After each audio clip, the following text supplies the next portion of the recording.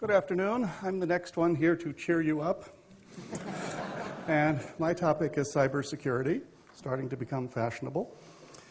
At the 100th anniversary of the Grand Challenges Conference, which will be held in Liechtenstein, you can jot that down now, the keynote speaker will likely start its talk by noting something I firmly believe today, and that is the internet will turn out to be the most important invention in human history since language. Far more important than reading and writing. I think that's going to be a fad. I think we have another 250 years or so, and then it's gone. Why? Because it's in our DNA to do storytelling. It's not in our DNA to do reading and writing, and I think it is an abstraction. It will be replaced by a better abstraction. We have 7 billion people on the planet, 6 billion cell phones, soon to become smartphones, soon to become a networked world, the like of which we have never seen before. And the implications of this are enormous, as has been noted. I mean, if you look over here, there's a chart which has appeared in one way or another in everyone's presentation. And by the way, I'm drawing it because it's a more resilient technology and PowerPoint is evil. It's a chart that looks like that, where this is time and this is something important. And it looks like that. That's the number of people on wireless mobile internet. It's the conversion of bits per second being moved in everybody's house. It's this, it's that. You know, we recall it the computer revolution. You can call it the communications revolution, but the sense is something big is happening. And then there's another chart which is drawn, which looks similar to this. The principal difference is this is the computer revolution of which, by and large, none of you were responsible for. Handful of exceptions. This is your job, okay? And whether you're a newspaper publisher and, you know, this is ad sales, et cetera, or you're in one of the thousands of businesses that are being impacted by this revolution every day in a way that we can barely keep up with, your sense is this point where these two curves cross is not a good place to be, right? At which point the speaker gets up and says, and we are here. Great news, a little like the subway tunnel, you know, ready to come down on us, at which point a senior member of the group gets up and says, you're an alarmist, you're actually over here. So great comfort, you know, Titanic, the iceberg is actually 3 miles away rather than 1 mile away.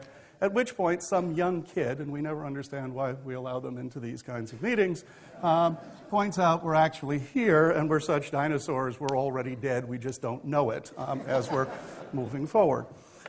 And we've heard many examples over these 2 days with excellent speakers about how this whole thing, this whole internet revolution is going to, and computer revolution, because they're inextricable, and I'm going to refer to them interchangeably. Everything today has a computer in it, by and large, and those computers are networked. It's just a given that that's where everything is going.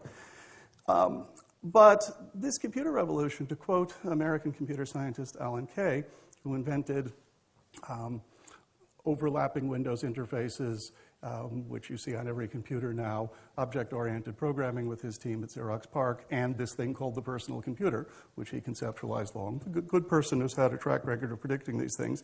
He teaches a course called The Computer Revolution Hasn't Begun Yet. And I think that's really the seminal point. If you think we have dependencies now, interdependencies between systems that the engineers and designers don't understand, such as GPS, such as networks, such as any of these examples we've heard, the computer revolution hasn't begun yet. We're here as compared to the impacts that we're going to find in this world. And we can only begin to get the slightest glimpse of it, but the problem, we of the engineers of the world have to deal with this now.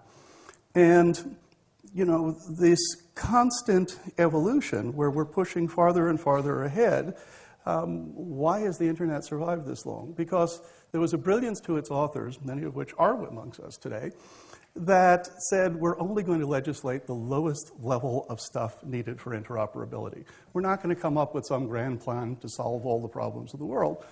And as a result, it survived. It's provided easy interoperability. It's provided the ability for people to build devices and systems all over the world without much knowledge of the other ones, just by building to a low-level interface, and it's, you know, moved forward nicely. Well, the problem is that this same flexibility and low-level interoperability and all of that in an internet structure that originally was just great for allowing academics to talk to each other between their universities, is now needed to do everything. We heard, a compelling example of this. Craig Venter was talking about the software that he built biologically and put into a cell. Took over the cell went poof, and it became the new organism. Now, this is great news for Craig's team and for the scientists and science and our knowledge of biology at large. Not such great news for that cell. Okay, if you were the cell that went poof because something you allowed in, because it didn't seem strange or foreign to you and you had no mechanism to sense it or protect it, your existence ceases to continue. As we look at this, things are becoming possible. Self-driving cars, this is a very compelling idea. It's a 50-year-old idea. You will have it within 10 years. Why? Why is it happening now? Because to solve any of the great grand challenges usually takes 5 or 6 miracles. 5 or 6 engineering miracles of things you just have to happen. Turns out if you have a compelling and important enough idea, if you simply wait a little while, a lot of those miracles solve themselves. In the way of self-driving cars, cars have to know where they are, what time it is. They got GPS, know what direction they're heading in. They have to know what's happening around them. That requires databases. It requires ubiquitous communications. That happened with the mobile telephone networks accidentally. We thought you had to put wires in the roads. Well, you didn't. It turns out GPS maps with the connection of sensors and vision technology means you don't need to actually change all the highways and that infrastructure.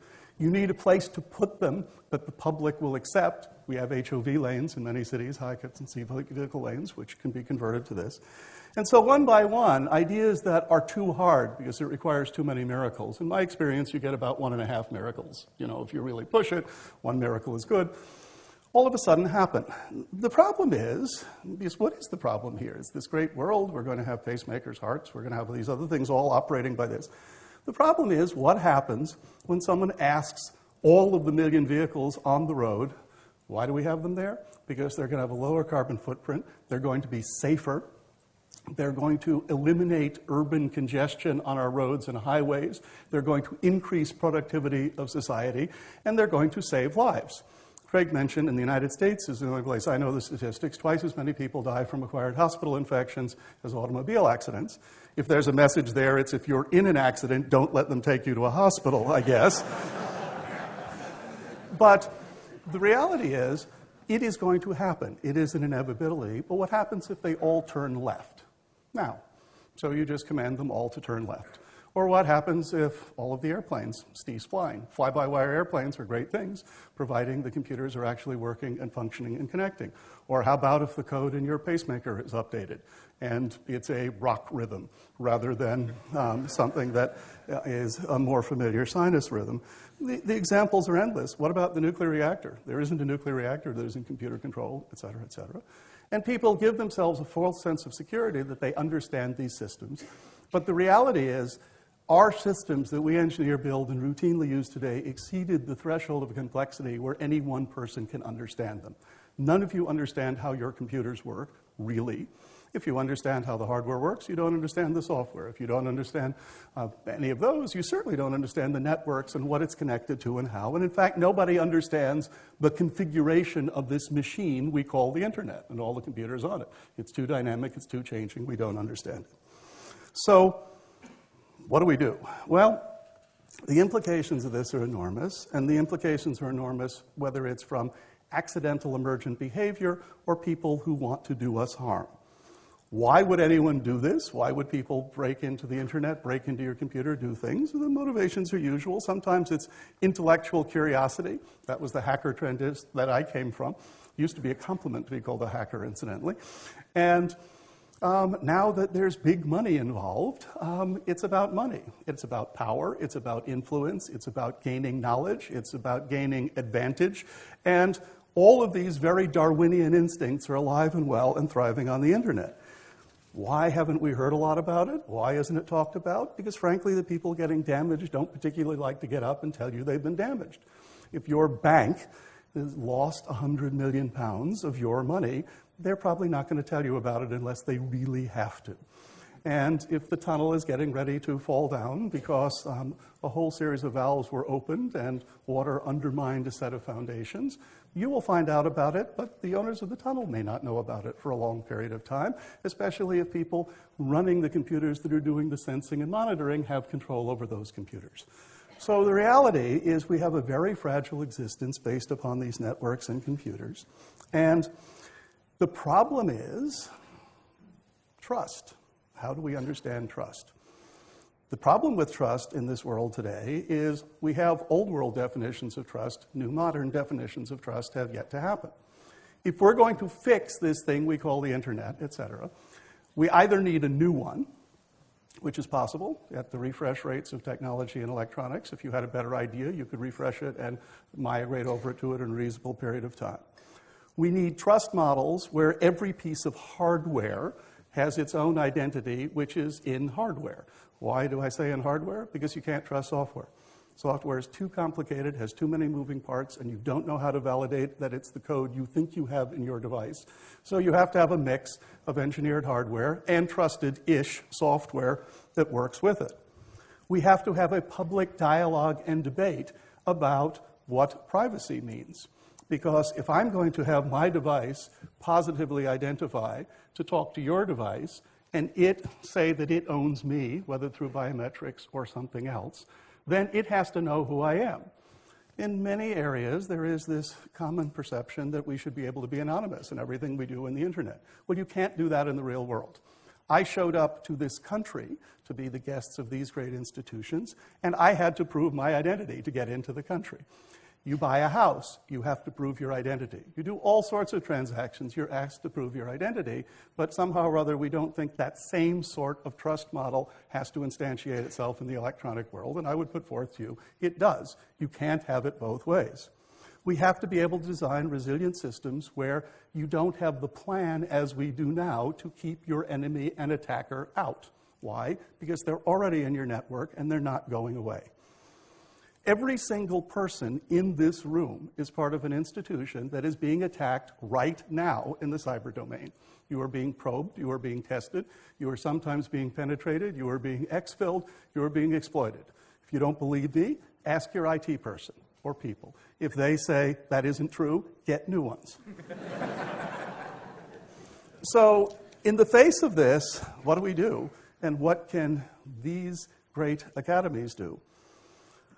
I would argue that there is a set of public dialogues which have to take place, which are not easy in a world of short attention spans and soundbite sensibilities. To have the kind of extended, in-depth conversation about what internet security means, what privacy means, how we have to change a whole bunch of interests who would rather keep things aligned the way they are now, is going to require an extended conversation. There is no one company, entity, or organization that is capable of having that kind of conversation, except perhaps these academies together, where you can raise the questions to the public, you can have the sort of debates, you can educate people as to what the issues are and why it matters to them personally, to their families, and to the future. These astonishing wonders that we are talking about ahead of us, virtually every one of them depend upon a safe, reliable, resilient, and secure internet. And whether it's your power grid, or whether it's how you communicate, or whether it's what you do in a disaster, or whether it's telemedicine and custom medicine, they all depend upon this working correctly and properly. And the problem is the internet we have now is not good enough. It wasn't built to the type of security and trust standards that are appropriate for today. Why? It was great for back here. It's not great for up there. And so it's time to just roll up our sleeves and engineer and design something better and put it in place. To do that requires a public dialogue. That's one. And it requires a second dialogue, which I would argue is a new engineering discipline. We talked about going to the moon. I was inspired by that as a kid. And the people who took us there, put a man on the moon and successfully returned them to Earth, invented a skill we now call systems engineering to do it. Why? Because the complexity thresholds they were dealing with were greater than the engineering disciplines at the time could deal with. They invented the system engineer. The system engineer brings both art and science to the job to come up with both rigor and instinct. And notice, it's not a team sport. System engineering, there is one system engineer responsible. There are teams of people who lead their intellect, skills, and capabilities, but one person makes the final decisions. And this system engineering skill is at risk. If you look at the major projects that fail globally at the moment, multi-billion-dollar, huge projects, they are often failing because of a lack of systems engineering. And this is a dangerously vanishing skill set. I would argue not only do we have to make it our collective priorities to reinstitute it, but I would argue it's time to reinvent it. We need a new class of systems engineering for this information age that is sensitive to people, their needs, the needs of society, at the same time understanding the degrees of freedom technically, and a way to drive the complexity of our systems down, because ultimately this excessive complexity will defeat us. And the ability to have simple, direct solutions that are agreed to globally so we can all move forward and start realizing some of the promises we've talked about, I believe is our highest priority. I have one slide, which I'd like to show you just to reinforce the point. That's why I personally need you to do it. That's my daughter, who's 3.5, with the gang she runs. And, you know, we talk about how we're going to solve these grand challenges. We're not. We're just going to lay the pathway. She's going to solve them, and her friends are going to solve them. Our job is to give them the tools they need to do that. And if we don't fix this cybersecurity problem, we are going to hamper their ability to do that. We are going to jeopardize their personal safety in a world that is both dangerous as it is exciting and promising. And the ability to execute on any of these things depends that we have an internet that is safe, secure, available, resilient, and reliable in a way that we simply do not have now. I would argue that the greatest good these collective academies can do together, which is why I was so excited to be invited to be here and humbled in the presence of my colleagues, is to use the collective power, intellectual power, and influence that these bodies have to get the dialogue going of why we need a new and more secure environment, to make the hard decisions which will cost money, which will set people back and will go crosswise to many commercial instincts, and to provide that sort of safe and secure environment that allow our kids to grow up to protect themselves, our planet, and life as we know it. Thank you.